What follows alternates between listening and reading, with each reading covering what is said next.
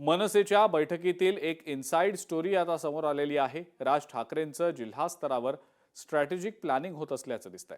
पक्ष संघटना मजबूत करण्याचे आदेश दिले गेले असून लोकांचे प्रश्न घेऊन लढणारा पक्ष अशी प्रतिमा तयार करा अशा सूचना राज ठाकरेंनी संपर्क अध्यक्षांना केलेल्या आहेत। पक्षाचं सामाजिक भांडवल वाढवण्यावर मनसेचा जोर असल्याचं दिसतंय।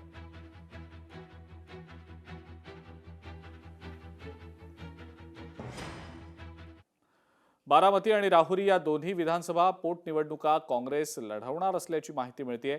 पक्षश्रेष्ठींकडून आता निवडणूक लढवण्यास काँग्रेसच्या राज्यातल्या नेत्यांना हिरवा कंदील दिला गेल्याचं समजतंय। बारामतीसाठी तर काल उमेदवारांच्या मुलाखती ऑनलाईन सुद्धा पार पडल्याची माहिती मिळतेय। तर राहुरीसाठी उमेदवारी येत्या काळातच निश्चित होईल। मित्र पक्षांसोबत चर्चा करून उमेदवारांच्या नावाची घोषणा करू असं हे सगळेच पक्ष म्हणतात। राहुरी आणि बारामतीमध्ये पोटनिवडणुका आहेत। आमचा प्रयत्न राहील की महाविकास आघाडी म्हणूनच आपण निर्णय घेतला पाहिजे। बारामतीमध्ये अजित पवार यांच्या मृत्यूनंतर एक कौटुंबिक अपधर्म म्हणून कदाचित शरद पवारांचा पक्ष निवडणूक लढणार नाही, कदाचित, पण इतर कोणी जर लढत असतील तर त्यांना आपण विरोधी करता कामा नये।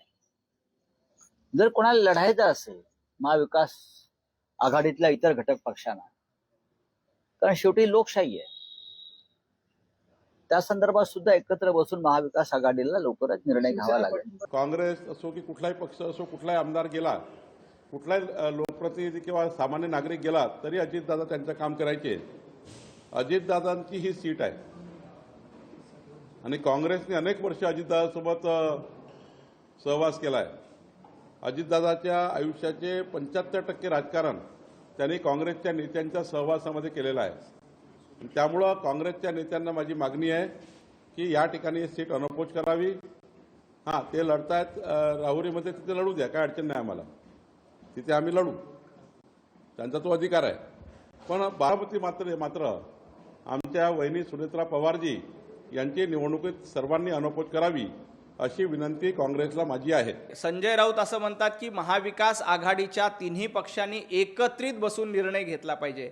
आता महाविकास आघाडीचा समन्वय बघा, काँग्रेस परस्पर राहुरीमध्ये आणि बारामतीमध्ये उमेदवार देणार अशी घोषणा करते आणि संजय राऊत जळगावमध्ये बसून सांगतात की समन्वय राखला पाहिजे। कसला समन्वय? मुळामध्ये महाविकास आघाडीच्या ठिकऱ्या पडलेल्या आहेत। पवार साहेबांना येऊन, राष्ट्रवादीला येऊन सांगू द्या ना की आम्ही राहुरीची निवडणूक लढणार आहोत, तुम्हीच स्वतः घोषणा का करतायत? आणि काँग्रेसनं तर आधीच राहुरी आणि बारामती या दोन्ही जागा लढणार अशा पद्धतीच्या घोषणा केल्यात, मुलाखती देखील घेतलेल्या आहेत। त्यामुळं काँग्रेसनं उद्धवजी ठाकरे आणि शरद पवार साहेब यांच्या पक्षाला अक्षरशः फाट्यावर मारलेला आहे। लोकशाही मराठी ऐका, पहा, जागरूक रहा।